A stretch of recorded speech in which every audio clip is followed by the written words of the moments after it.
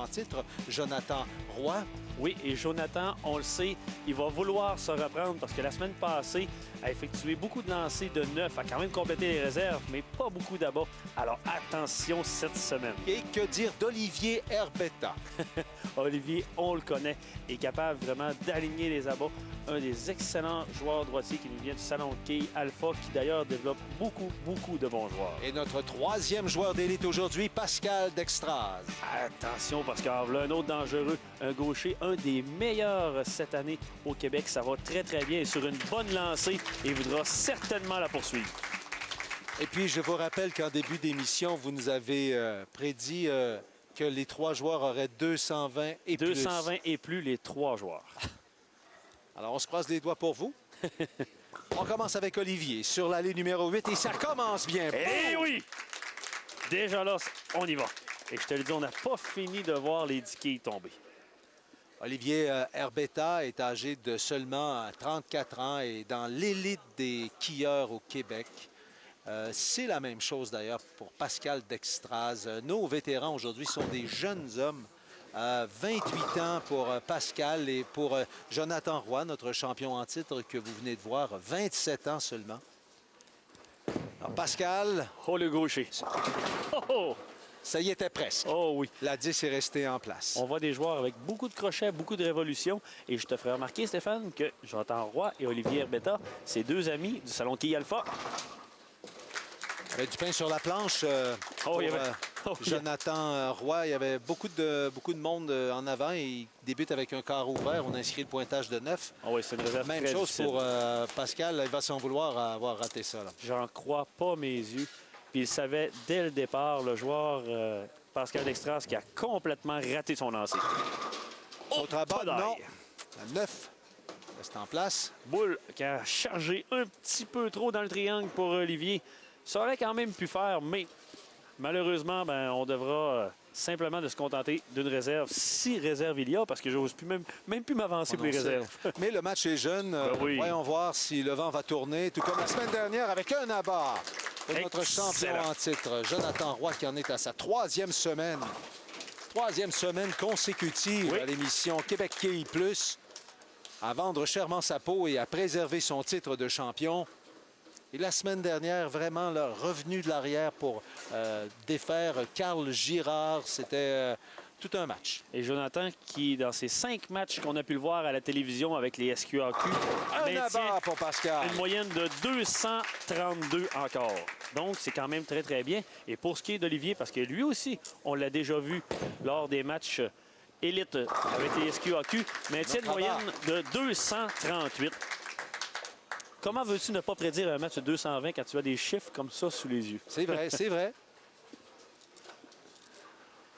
Alors, pendant que je parlais, on a eu droit à des abats du côté d'Olivier Herbetta au troisième carreau et également pour Pascal Dextraz.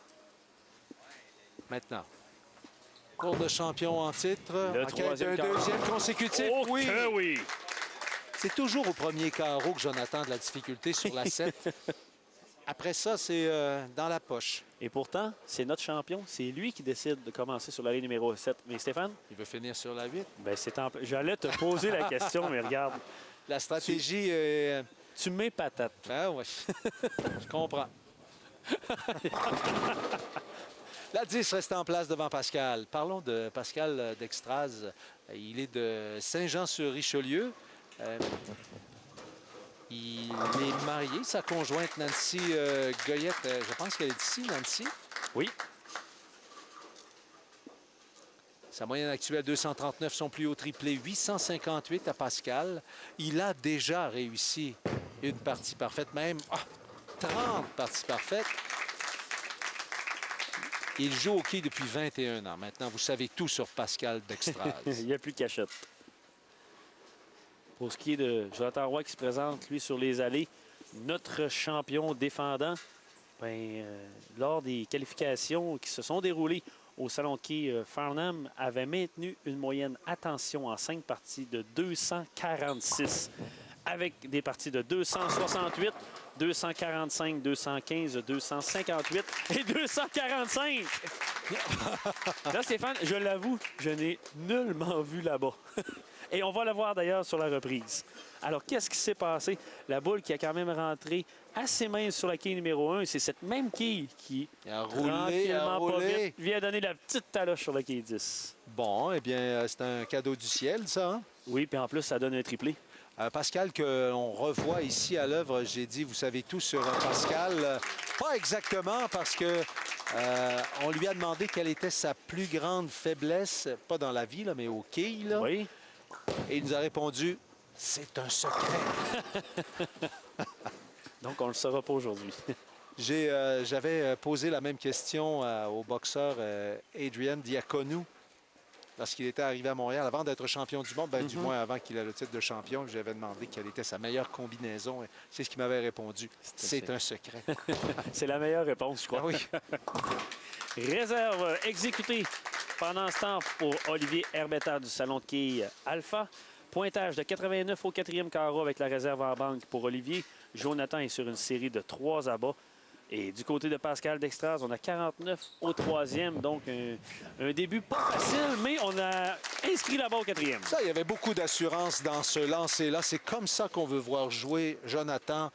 Lancer sans hésiter. Et puis, c'était parfait. Il faut avoir confiance à sa ligne de jeu.